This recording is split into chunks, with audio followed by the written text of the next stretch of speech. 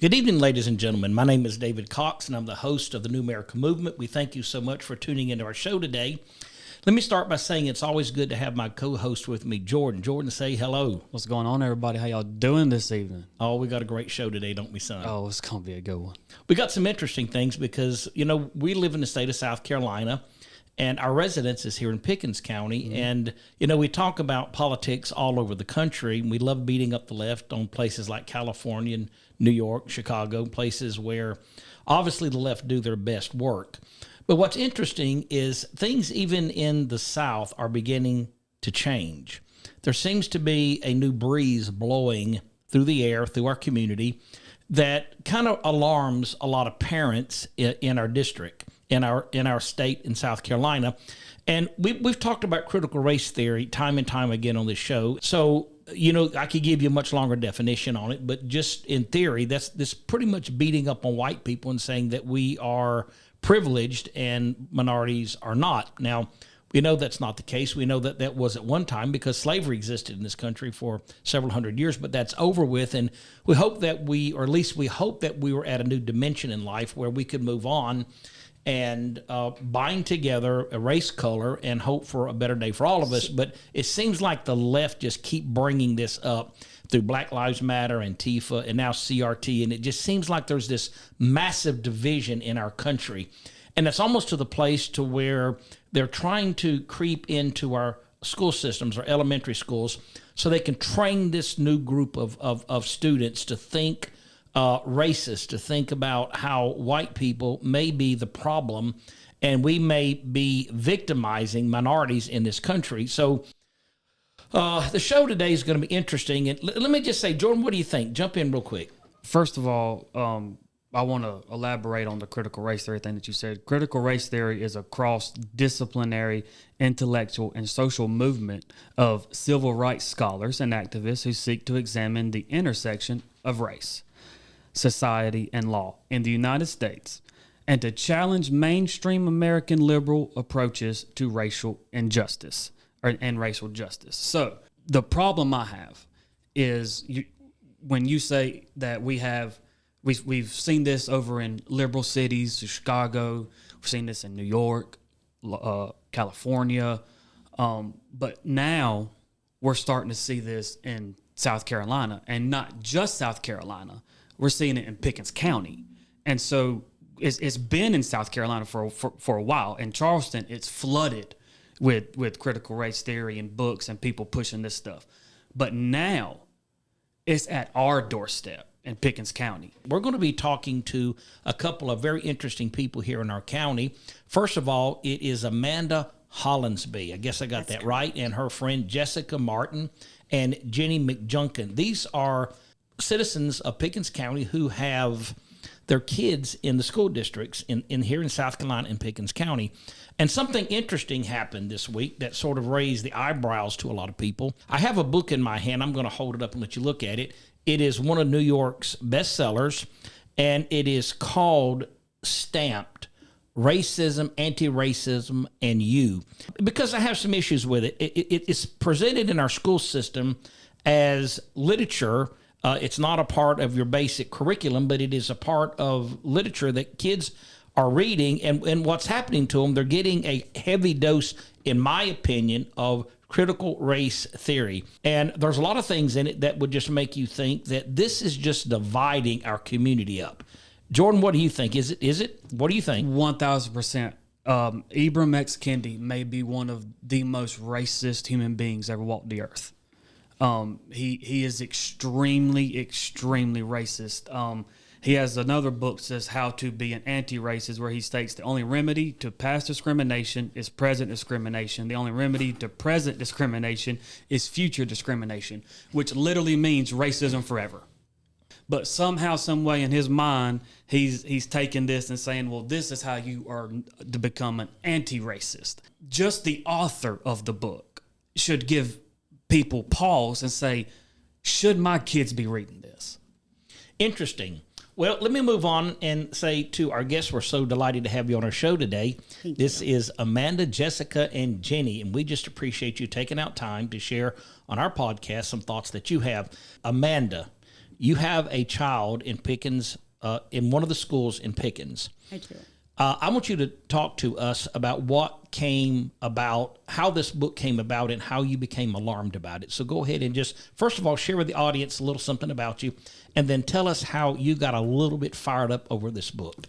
Okay. Well, my family and I moved here a year ago from Chicago, and I felt like we were escaping things such like this, critical race theory being introduced into the schools, a lot of liberal agenda, and I didn't want to be a part of it anymore, and I did not want to raise my children in an environment like that. So we chose South Carolina, knowing that it was a red state, and we chose the upstate, knowing that it was a very conservative area. And I did my research, and I specifically chose Daniel High School because it gets excellent reviews. So perhaps I got a little too comfortable. I sent my kids there, and I breathed a big sigh of relief. I'm out of Chicago. My daughter was getting ready to go to school, not yesterday, but a week before Monday. And she showed us this book, my husband and I, and a piece of paper that accompanied it. And I recognized that this book is very controversial, and I knew, based on what I had heard, that it dealt with critical race theory. And I said, oh, no. You're not reading that book. You're not taking that with you to school today. I need to read that book and the piece of paper from the teacher that accompanied it. So my first red flag was when I read the paper that the teacher wrote up. It said, and I'm going by memory here, it said this book is not a history book. It's not the opinion of this teacher or the county. But what this book is one man's opinion and perspective on what actually happened in this country. So that got me thinking, why are we reading a book about one man's perspective and his opinions when she says it's not a history book, but then she says it's about what actually happened? That seemed contradictory to me. And then in the write-up, on that piece of paper, she was explaining that her and her husband, like many parents, are very concerned that their children may be exposed to thoughts and ideas that perhaps they're not ready for, or we as parents don't want them exposed to. But they need to be exposed to these things, so she was taking it upon herself to introduce these topics to our children. It wasn't a permission slip that I could sign. It was basically telling me that this book was being assigned. And she did say, if you have a problem with it, contact me, please. And I did. So who did you contact, the teacher? I did. Well, first I called the principal because I wanted to ask if there was a list of approved reading material for the school district of Pickens County that teachers have to choose their supplemental reading material from. And initially, the principal told me that, yes, there was a list, but it was being revamped. It needed to be updated, and an updated version isn't available yet. And I asked him if he could please find out if this book was on the existing outdated list of approved material. And he said he would look into that. And I asked him if he was familiar with this book, and he told me no. He had not read the book, and he said, but I will commit my evening to reading it, and I'll call you back tomorrow morning, which he did. And when I asked him, when he called me back, did you read the book? Yes, I did. I said, what did you think? Did you enjoy it? And he said, yes, it was well worth my time. I enjoyed it very much. It's a great book for sparking discussion in the classroom. And my jaw dropped. And I asked him, you didn't take issue with historical inaccuracies or the fact that it might be considered critical race theory? And he didn't see it that way. And I asked him for an in-person meeting, and he agreed. And we met a few days later. But in the meantime, I did schedule an appointment to meet with the teacher. So I met with her, I believe it was about 2 days after I spoke to the principal on the phone. Obviously, this is a very divisive book. I would say that just looking at the indiscrepancies in it, the lack of historical facts, would be enough for me to say to a student that nothing in here you really can rely upon because there's so much data in it that's simply wrong. And the accuracy of the historical documents in here are very misleading. And the idea that as you read this book with other students and you have an open discussion about it, it's very hard to assume that you would have this fair balance where both sides could look and view. What discussion would you have? Well, I'm like you. The only discussion you could have is if you read the book and you got into a forum with a bunch of students, is that white people are bad people. White people. That's Ibram Kendi to a T. I mean, it's so just about like what you said, like when the teacher or principal, whoever you talked to, said, I read it and this can spark good discussions. About what? Do you really think that a 14 to 16 year old is going to sit here and have a discussion about race and them act like they're racist and that they need to not be racist when they're sitting across from someone that's another color than them that they've been friends with for, I don't know, maybe their whole life or maybe since they got into high school? So what discussions are you trying to prompt here? You could not have a fair, balanced discussion on this.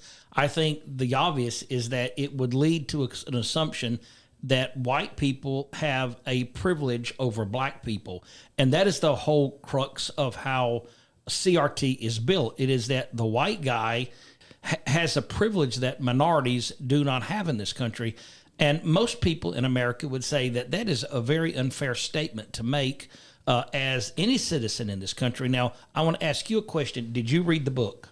I did. I read it with a very critical eye. I read it slowly, and I took copious notes while reading it. Okay, here's the thing now. What did you read in this book that would make you think it mirrors CRT?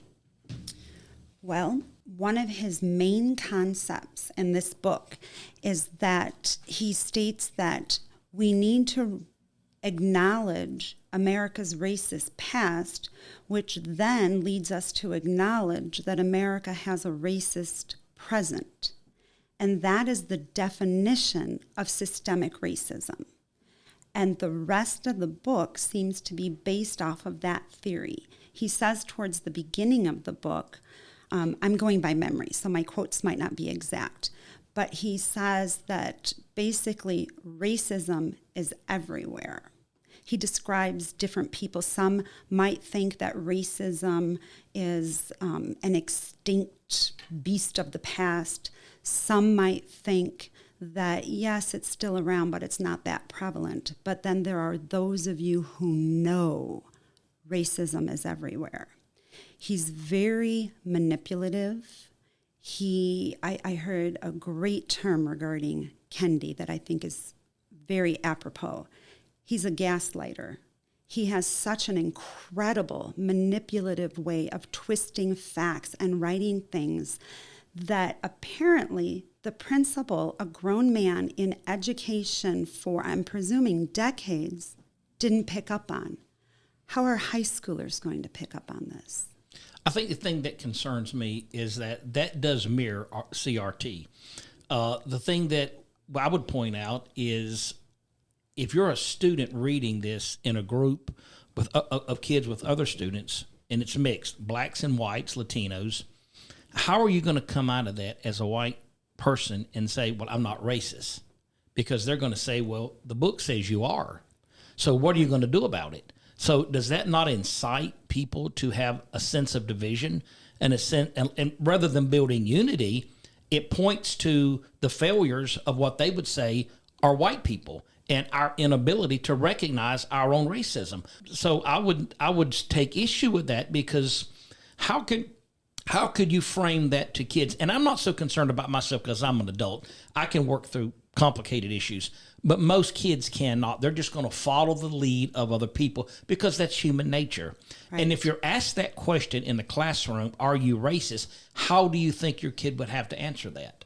It's a lose-lose. If you say Absolutely. you're not racist, they're going to call you a racist if you're white. If you say you are racist, There was the violence. No! And today there was plenty of finger pointing.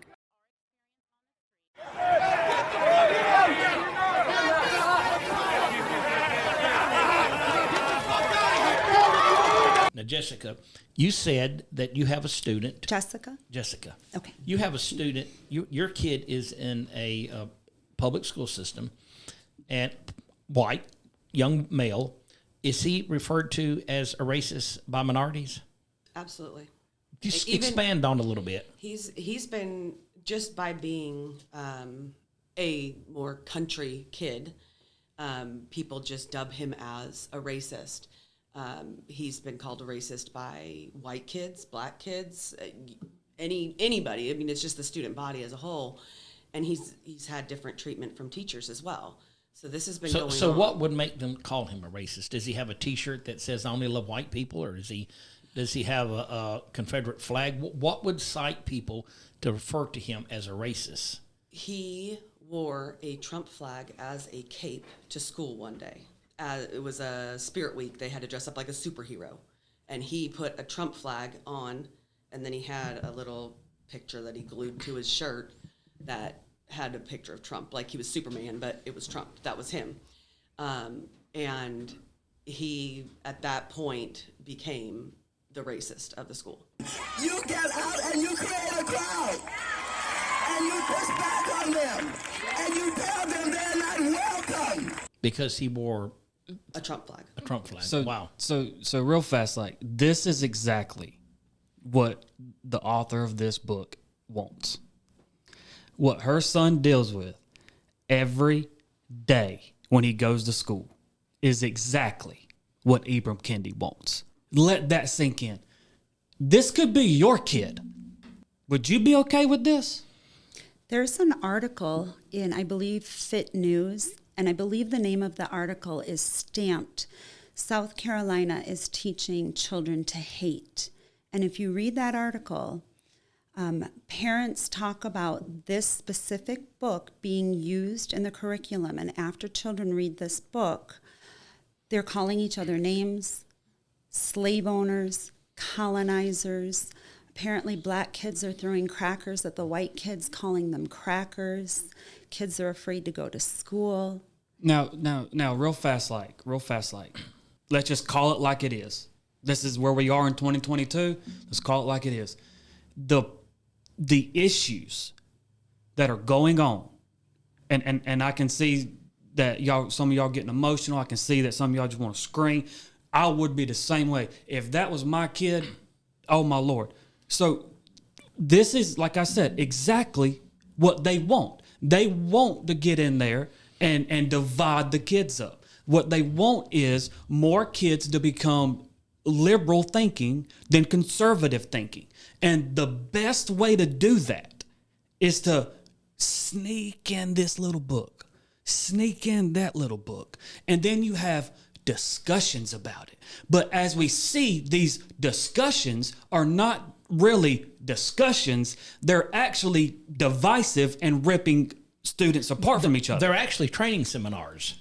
Go ahead. They're ways of allowing your child to conform to their ideology. Now, let me say this. One of the things that really bothers me is, and I may take a lot of hits on this, but I'm going to go ahead and say it. What did Hitler do to take the Jews out? He sent his youth, he sent his police force. Got the youth, yeah. To start twisting how the Jews were manipulating the government little by little, day by day, week by week, month by month. Hitler used his ideology to convince people through divisive means such as this.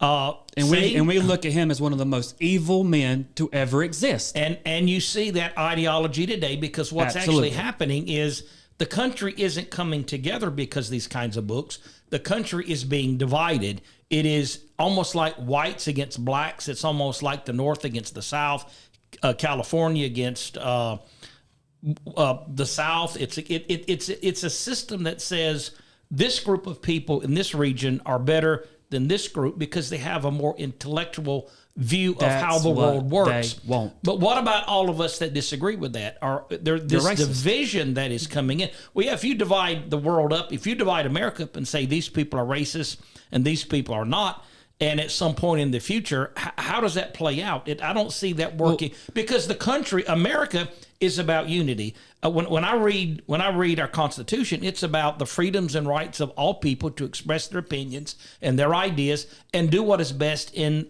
the eyes of God as they see fit. But when you use a book like this to go into a classroom of kids and you say to those kids, let's have a discussion about it, are you now, after you've read the book, do you feel like you're a racist? There's no way to answer that. There's no way for a kid in a high school or a junior high school to be able to come out of that and say, well, I'm not they're going to say they're a racist because the book already says they're racist. And other kids are going to say you're racist. And we're not talking about adults, just so everybody knows. Hey, we're not talking about me. We're not talking about my dad. We're not even talking about the parents over here. We're talking about kids. When you bring up about how Hitler went after the children, after their minds, this book, Stamped Racism, Anti-Racism, and You, is a watered-down version of a book that I believe is more at the university level called Stamped from the Beginning that you referenced earlier. Then there's this version that I just mentioned. Then there's another watered-down version that is appropriate, so they say, for younger children in elementary school. And there's even a version of this book for parents to teach them how their babies are racist. So I'm glad you brought that up, because I have been saying from the start, from the very beginning of all of this, and y'all can go back and fact check this all you want to. This has never, what's going on in the world today is not for me and you. It's not for us. It's for our kids. What they care about is your kids. You may disagree with me politically, but if I can get your kid to agree with me politically and everything else, my ideology, then what is his kid's going to teach? What is her kid's going to teach? It's going to be, and so that way you literally steal the minds of kids. And their argument is, oh, well, you're just scared to let kids learn. That is their argument. That's the art. And it's like, no, that's not what we're talking about. What we're talking about is the fact that this is super divisive, and this is not something that you learn. This is something that is being taught. And the ultimate thing here is that they know the conclusion of this. They know the answer to it. Once you insert this into a classroom, it's not like they're going to say, oh, well, we have different opinions. I'll guarantee you, if you put 100 kids in a room and you let them all read this book, at the end of the day, if they're in an open session where they're talking about it, the higher-ups know the result of what is going to happen to these kids. They're all going to come out feeling like, well, maybe I'm a racist. Maybe I am a bad person. Maybe I think I'm better than everyone else. And that's just a horrifying conclusion to put into the mind of a small teenage boy or girl. I oppose that, and I think that kind of radicalization in our country has to stop. Then it has to stop with school boards. It has to start with school boards. It has to start with principals, superintendents, and leaders and state elected officials in this state that say, we are not going to allow this. Now, I want to ask you something. There's a proviso written by our legislation in the state of South Carolina that is actually law. Yes. I think there are 7 points to this. There's 8 points. Or 8 points. Thank you for correcting me. Now, I want to ask you this question. When you read the book, you did some research on it. I did. I had a chance to look at it. Do you think it violated the laws of our state by allowing kids to read this book? And if so, just expand on it. Both of you maybe would like to give some input on that, because I think our viewers would like to hear that. I absolutely think that, I absolutely know that this book violates South Carolina Proviso 1.105. There are 8 concepts listed in that proviso. I will quote the 8 concepts of the Proviso 1.105. One race or sex is inherently superior to another race or sex. An individual, by virtue of his race, is inherently racist. An individual should be discriminated against or receive adverse treatment solely or partly because of their race. An individual's moral standing or worth is necessarily determined by his race. An individual, by virtue of his race, bears responsibility for actions committed in the past by other members of the same race. An individual should feel discomfort, guilt, anguish, or any form of psychological distress on account of his race or sex. All of these say race or sex, but we're talking about race today. So meritocracy or traits such as hard work ethic are racist or sexist, or were created by members of a particular race to oppress members of another race. And the final one, fault, blame, or bias should be assigned to a race or sex or members of a race or sex because of the race or sex. And I would encourage any South Carolinian that plans on doing research and reading this book, have a copy of this proviso in front of you and frequently look at it, refer to it as you're reading the book. I think that you will come to the same conclusion that I did, that there are a multitude of occasions in this book that it violates this proviso. An individual, by virtue of his race or sex, bears responsibility or actions committed in the past by other members of the same race or sex. Then number 6 is, this is the one that I really thought was on it. An individual should feel discomfort, guilty, anguish, or any other form of psychological distress on account of his race. Do you think that your kid felt discomfort, guilt, anguish, psychological distress, or any of that? Potentially, these students will have animosity or fear or discomfort or feelings of racism towards each other. So I don't know what discussions have taken place. I cannot say that my daughter felt like she was responsible for any racism that happened in the past or that is happening now. But I don't want it to get to that. Absolutely. And the reason I bring that up is because that's the discussion. That's the goal. That's the discussion right there. Right, exactly. So the peer pressure, I think that's the word you're looking at. When you put 10, 12, 20, 30 kids in a room and you're discussing a subject, there are going to be people that lead that discussion who have an end goal. They want everyone to feel like, who are white, that they are the victimizer and that minorities are the victim. That's the goal. That is what CRT is about, and that's what this book is about. So how could you read this book and not come to that conclusion? And is that not leading people into thinking a way that is not a free choice, but is manipulated by a government institution? Now, I'm going to ask Jenny to jump in on this because she's been a little bit quiet. Tell us what you think about this. I was going to say what George just said, that yes. How are the children that opt out of the book, how are they perceived?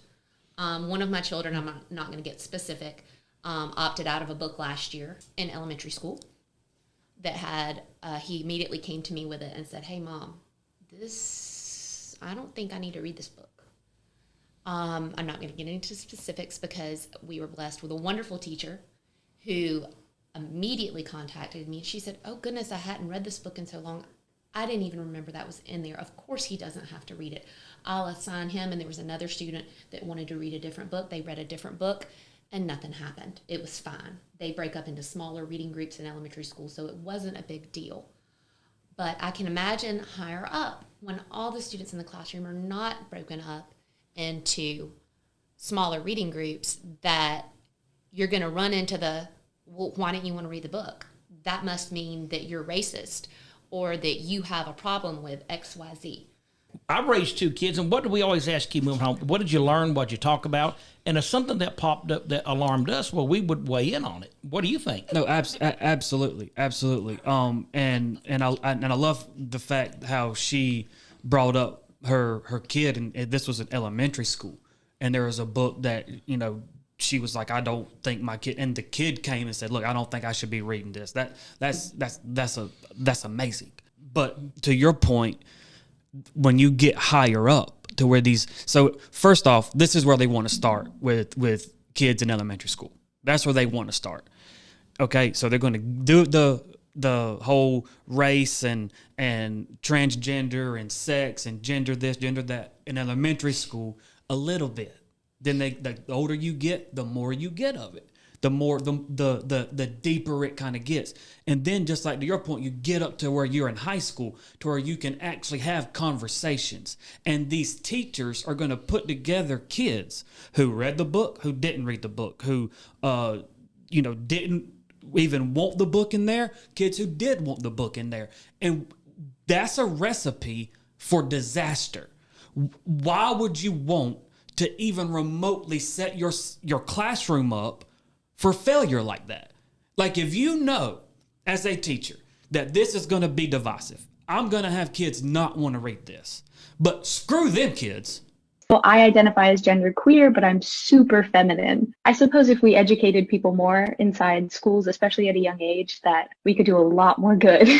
Efforts for African American students and other students of color and what Bettina Love calls dark folks. So it leaves us out of the question. Oh, you must know how to do hair. You got your cosmetology license, but you never touch black hair. And over 75% of white people, according to a recent study, do not have one black person in their immediate circle, which means they're out of touch with what it means to be black in this world. And so these teachers get in the classroom and provoke implicit bias. And so their innocence becomes their guilt. Because the kids that want to read it, I'm going to let them read it, and then we're going to talk about it. You're excluding the people that don't want to read it because their ideology, their belief system is the complete opposite. You can't even sit here and physically say what's racist and what's not because you've changed the definition so many times, but you want my kid to learn about it. How can you make this a part of your curriculum whenever the South Carolina state law says this should never be in there to begin with? Despite Proviso 1.105, basically stating that any book that espouses what this book specifically espouses should never be taught in South Carolina schools.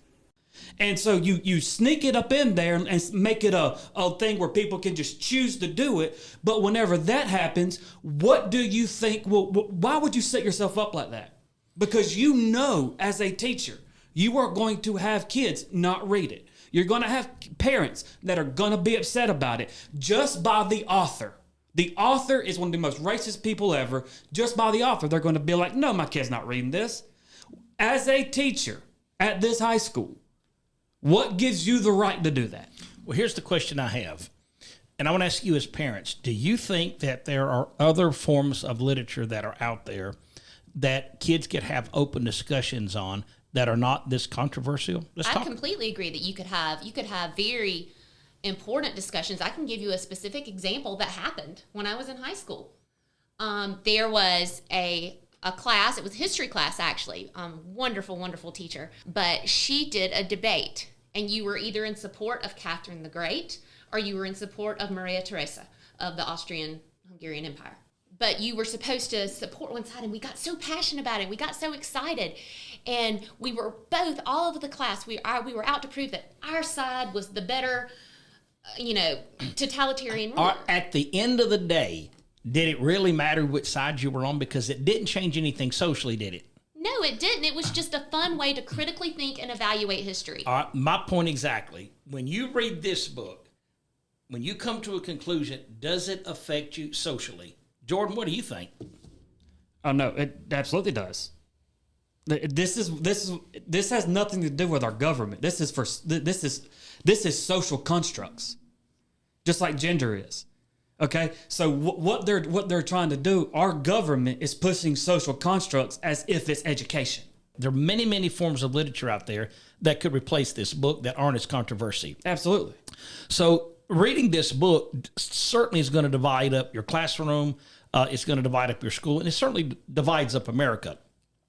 The question I have is, it obviously violates our proviso, but you didn't get that opinion from a lot of educators. Am I correct? And if so, expand upon it.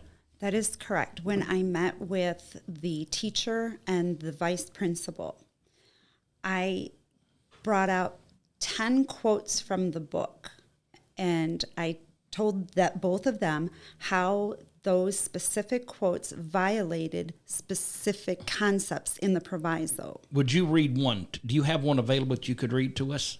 Well, I can go by memory here. Okay, go ahead. Share a couple of those quotes. Well, one of the provisos states that you should not teach that meritocracy or hard work is racist. And in the book, he gives two examples. One was an 11-year-old child that got into Harvard and was the youngest of all time to get into Harvard. And he called him a nerd. And he said, and besides all of that, he was very religious. He knew he was special. At least he was meant to be. Now that right there, at the beginning of the book, he makes a statement. Now, keep in mind gaslighting. In the introduction of the book, he says, the only thing wrong with black people is that we think that there's something wrong with us. The only thing extraordinary about white people is that they think that there's something extraordinary about white people. He does, in that passage, say, him, the author, no one race is better than the other. I'm not racist. So when I first started reading the book, I thought, oh, okay, this book might be okay. Yeah. But then he gives example after example in the book where he contradicts himself. And when he called this 11-year-old child, he referred to him as knowing he was special, or at least he was meant to be. He was a white child. And he also was villainizing him for hard work ethic, called him a nerd because he got into Harvard. He also talks about Supreme Court Justice Clarence Thomas. And out of one side of his mouth, he accuses him of being a pick yourself up by the bootstraps kind of guy. And I believe he referred to him as the king of self-reliance. Villainizing him because he was a hard worker. And then out of the other side of his mouth, he says his activism is what got him into his fancy schools and his fancy job. Now, he also categorizes all people into either assimilationists, segregationists, or anti-racist. And how he defines an assimilationist is somebody who's trying to, for instance, a black person that's trying to act white to appease the white people.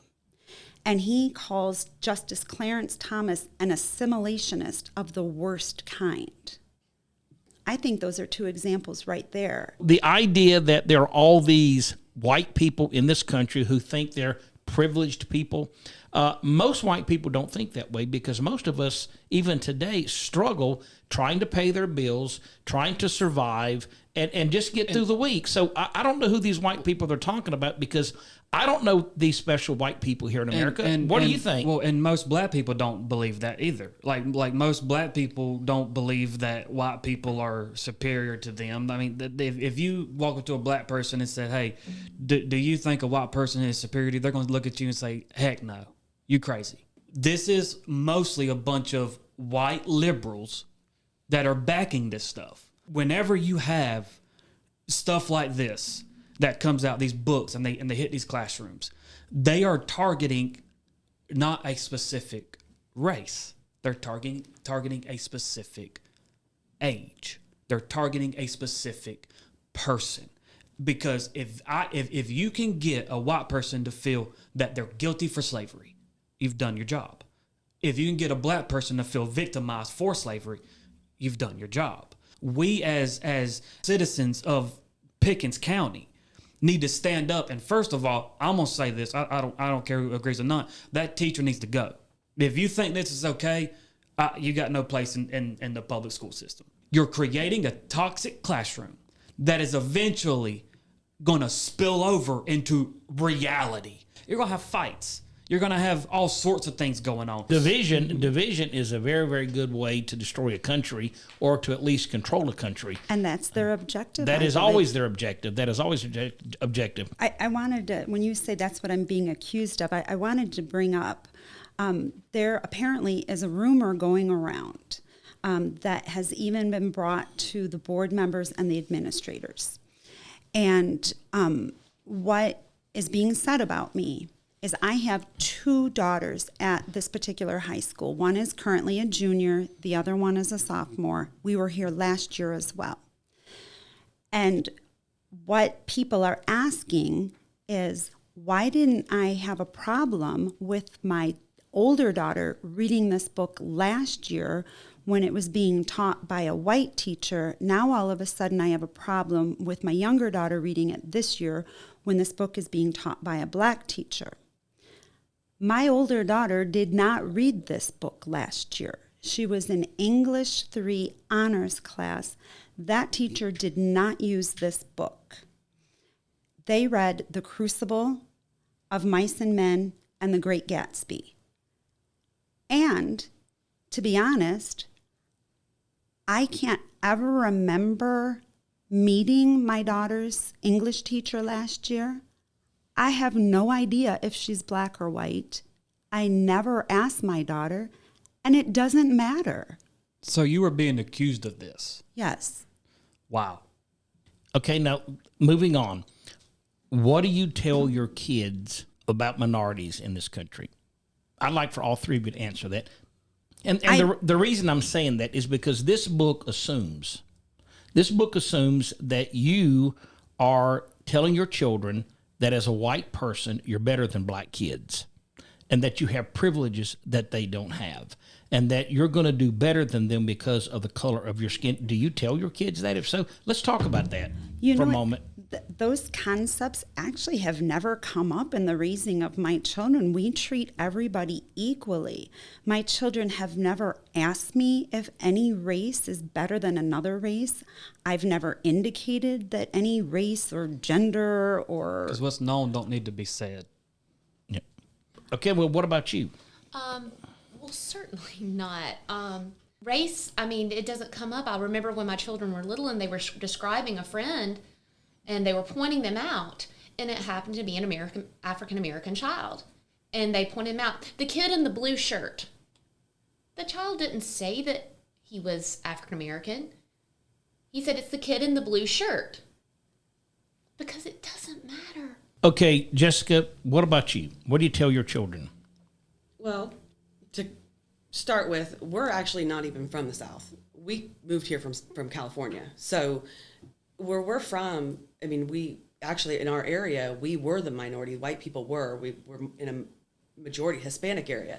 So it was normal for my kids to be around other ethnicities. It wasn't new. And so when we moved here, you know, we didn't even have to talk about it. It was just, they're people, be nice to them. That's just what you do. And my son, the one that's a student at this high school, he's one of the most giving, loving people. He's a huge personality, and he's got friends of every ethnicity. It's never been something that we've had to sit down and talk about until he started getting called a racist. That's when we actually started having the conversations, because there was nothing that ever constituted it prior to that. Interesting. Well, it's been a great show. Jordan, go ahead and wrap things up, and we'll slip off the air here in just a minute. Yeah, I just wanted to ask one thing, and you can move the mic back if you want to. So you're from Chicago originally, right? Yes, the northwest suburbs. Okay, and you said you were from California originally, right? Correct. Okay, so we can all agree liberal states, right? Like Yes. very, very, very, very liberal. Yes. Did y'all ever think for 1 second you'd be in South Carolina talking about this? No. And to be honest, 10, 15, 20 years ago, even in a blue state, I wouldn't have imagined we'd be talking about this.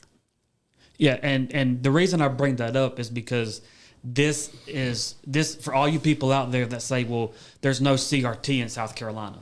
It's not here. We got laws that protect against it. We got this, we got that, we got all this stuff, and it's not here.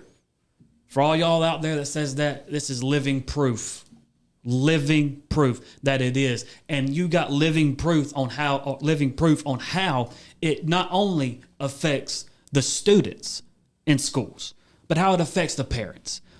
Okay, and I want to thank you guys so much for coming on and talking about this. May I say one more thing, Absolutely, please? absolutely. I want to make sure people can hear me.